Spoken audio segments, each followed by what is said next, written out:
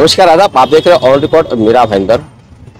पिछले सप्ताह में भाईंदर पुलिस थाने में पोक्सो के एक मामले की रिपोर्टिंग कर रहे यूट्यूब चैनल MB लाइव जिसका नाम है, उस चैनल के खिलाफ में उसके स्ट्रिंगर और रिपोर्टर और संपादक के खिलाफ में भाईंदर पुलिस थाने में मामला दर्ज हुआ है। हालांकि मैं मीडिया पर्सन हूं और मेरा काम है कि मेरे मीडिया के लोगों पर जब कोई तकलीफ आती है तो मैं कैसे उनको मदद करूं, लेकिन यहाँ पर मामला कुछ और है कि यहाँ पर ये जो MB लाइव न्यूज़ चैनल है, इस चैनल पर जो मामला दर्ज हुआ है और उसके बाद में इसके कौन संपादक है, इसका मालिक कौन है और इसके पीछे कौन है, कौन सा नेता है, इन सब सवालों के घेरे में घिरे हुए इस चैनल के खिलाफ में शिकायतकर्ता भावना तिवारी ने एक और दोबारा से एप्लीकेशन दिया है कि इसकी पूरी जांच हो कि इसका मालिक कौन है, इसका संपादक कौन है और इसे कौन सैलरी देता है इस चैनल के स्टाफ से। शिकायतकर्ता भावना तिवारी हमारे साथ में है, जिनकी शिकायत पर भाईंदर पुलिस थाने में मामला दर्ज हुआ है। भावना तिवारी जी, क्या कहेंगे, ये जो पोक्सो का जो एक FIR दर्ज हुआ था, उस FIR की रिपोर्टिंग करने वाले यूट्यूब चैनल MB लाइव पर FIR आपने दर्ज करवाया है, थोड़ा खुलकर बताइए क्या था मामला।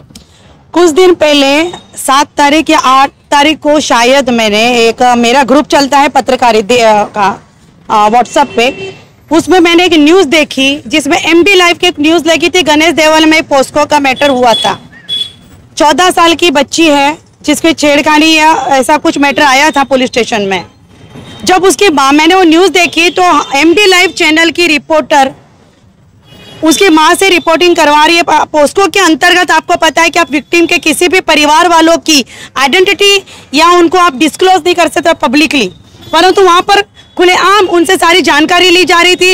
अब वो व्यक्ति है, महिला है, उनको तो पता नहीं कि हमको कहाँ प्रोटोकॉल यूज़ करना है, परंतु जो चैनल चला था उसको तो अपनी मर्यादा पता है, तो उनको इस हिसाब से चलना चाहिए था। कहीं ना कहीं मेरा NGO भावना फाउंडेशन, मैं महिलाओं के लिए काम करती हूँ, बच्चियों के लिए, मुझे लगा कहीं ना कहीं ये बच्ची के लिए गलत होगा, उसके परिवार के लिए। तो मैंने आकर भाईंदर वेस्ट पुलिस स्टेशन में एक FIR दर्ज की है। 12 तारीख को मैंने DCP, CP और PI को मैंने पत्र दिया, अपना ज्ञापन दिया कि ये जो चीज़ें हैं ये गलत हो रही है। प्रोटोकॉल का यूज़ यहाँ पर MB लाइव ने किया नहीं है। जहाँ तक इसके ऊपर मैंने सर्च मारा, जानकारी निकाली, गूगल पे देखा, यूट्यूब पे देखा, ये चैनल हर 5 साल में 2 या 4 महीने के लिए आता है, फिर पता नहीं कहाँ गायब हो जाता है। हर 5 साल में मतलब चुनाव के दौरान? चुनाव के दौरान 3 महीने 4 महीने आते हैं। पर्टिकुलर ये जो चैनल के बारे में ये भी मुझे जानकारी मिली कि आज इतना बड़ा कौन सा चैनल हमारे मीरा भाईंदर में है।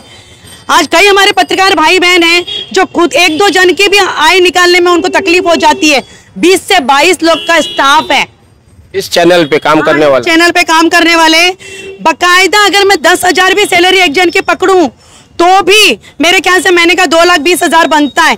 इतनी बड़ी तनख्वाह एक चैनल को कैसे मिल सकती है? मैंने अभी पुलिस स्टेशन में पता किया, मैंने 16 तारीख को FIR तक किया है और मैंने पता किया तो अभी मुझे ये पता चल रहा है कि इन्होंने इंक्वायरी भेजी, अभी इंक्वायरी मिली नहीं है। बाहर के बाहर मैंने जब इसकी जानकारी ली तो मुझे ये पता चला ये हमारे यहाँ की कोई महिला नेता का चैनल है और दूसरा हमारा मीरा भाईंदर उसको हिंदू शेरनी के नाम से जानता है। अब ये तो मुझे नाम लेने की जरूरत नहीं, हमारा पूरा शहर का बच्चा जानता है कि हमारे मीरा भाईंदर में एक ही हिंदू शेरनी है ना। तो ये सारी चीजें चलती है। इलेक्शन के दौरान जब ये चैनल आता है 3 या 4 महीने में पर्टिकुलर एक ही नेता को टारगेट करते हैं लोग। आज हमारे यहाँ के कई पत्रकार भाई बहन, अगर जब चाहो आप उनका सर्च मारे, हमको पूरी जानकारी मिलती है। आप जाइए, पता करिए, कोई जानकारी आपको निजी दिखेगी नहीं उनकी। आज ये चैनल के संपादक कहाँ है पता नहीं, ये चैनल का फाउंडर कौन है कोई अता पता नहीं।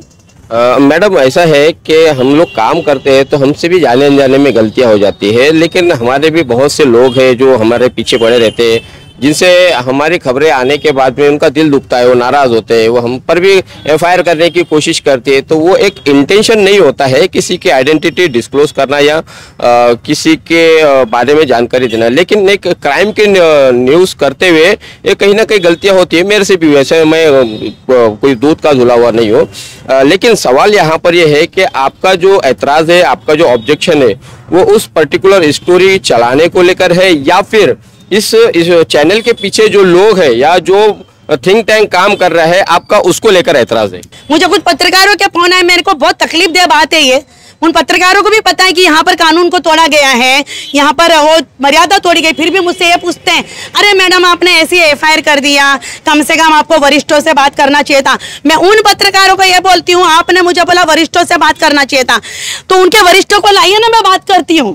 कहाँ है वो वरिष्ठ, कहाँ है वो संपादक कि लाइए सामने, मैं बात करती हूँ। मैं एनी टाइम बात करने को तैयार हूँ कि पोस्को एक इतना गंभीर अपराध होता है, उस पे आप इस चीज को किस तरह से पब्लिकली रख सकते हैं। कई दिन तक वो न्यूज चली है, कई लोगों ने देखा है। अब उस बच्ची की गारंटी एमबी लाइव लेता है क्या, उसकी मर्यादा की गारंटी एमबी लाइव लेता है क्या? मैं यही कहूंगी, ऐसे चैनल को मीरा भाईंदर में क्या कहीं भी चलाने का कोई हक नहीं बनता, वो कितने भी बड़े हिंदू शेरनियों का चैनल हो या कुछ भी हो। मैं आपको सीधा ये कहूंगी, मुझे गलत लगा, मैं अंत तक इसके लिए लड़ाई लड़ूंगी, क्योंकि ये गलत है, गलत है, गलत है। इस चैनल की जो भी संपादिका है या जो इसकी ओनर है, उनको सामने आना चाहिए और उनको सामने आके बोलना चाहिए कि उनको एक ही नेता से क्या प्रॉब्लम है। बार बार उसी नेता को टारगेट करना है, बार बार उसी के बारे में बोलना है, और किसी भी बच्ची को अपने स्वार्थ के लिए टारगेट करके उसको इस तरह से पब्लिक के सामने ये करना, ये बहुत बड़ी गलत बात है। जनता और पब्लिक को समझ में आना चाहिए कि वो हिंदू शेरनी कैसी है, जो एक महिला, एक बच्ची का मिसयूज कर रही है, उसको टारगेट करके अपने आप को बड़ा बना रही है। धन्यवाद हमसे बात करने के लिए। है सामाजिक कार्यकर्ता भावना तिवारी और अनीता दीक्षित, जिन्होंने शिकायत की है एमबी लाइव चैनल के संपादक के खिलाफ में, उसके मालिक के खिलाफ में, और उन्होंने मांग की है पुलिस प्रशासन से कि इस चैनल को कौन पेमेंट देता है, कौन सैलरी देता है। जैसा कि इन्होंने बताया कि करीब 20 से 22 लोग इस चैनल में काम करते हैं और ये चैनल सिर्फ चुनाव के दौरान ही एक्टिव होता है, चुनाव के बाद में चैनल गायब हो जाता है, ऐसा इनका मानना है। तो इस चैनल के पीछे थिंक टैंक कौन है, कौन इसका मास्टरमाइंड है, कौन यहाँ पर सिर्फ एक नेता को प्रमोट करने के लिए इस चैनल को ले आया मार्केट में, और क्यों दूसरे नेताओं की ये हमेशा बुराई करता है, ऐसे कई सारे गंभीर आरोप इन्होंने लगाए और मांग की पुलिस प्रशासन से कि जरूर इस पूरे मामले की जांच की जाए। और रहा सवाल एमबी लाइव की उस रिपोर्टर का जिसके साथ पे हमें पूरी हमदर्दी है, वो हमारी कलीग है, हमारी जात भाई है, एक तरह से कहा जाए तो गलत ना होगा, क्योंकि जब किसी रिपोर्टर पे तकलीफ आती है तो हम लोगों का काम होता है उसके साथ में खड़ा रहना। लेकिन इस चैनल को देखते हुए तो साफ पता चलता है कि ये चैनल एक एजेंडा लेकर आता है चुनाव के दौरान, और उसी एजेंडे के तहत एक नेता को ये प्रोमोट करता है, जिसके चलते यहाँ पर हम भी यहाँ पर उस चैनल के उस रिपोर्टर की कोई मदद नहीं कर सकते। लेकिन हमारी पूरी हमदर्दी उनके साथ में।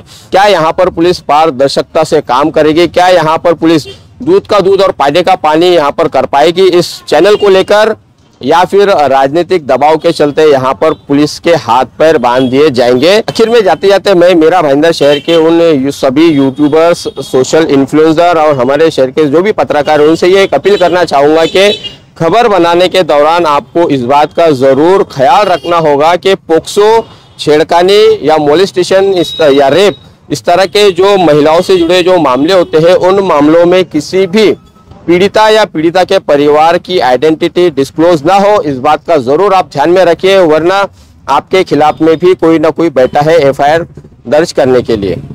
आप देख रहे हैं कैमरामैन आरिफ खुशी और साबिर शेख के साथ ऑन रिकॉर्ड मीरा भाईंदर। धन्यवाद।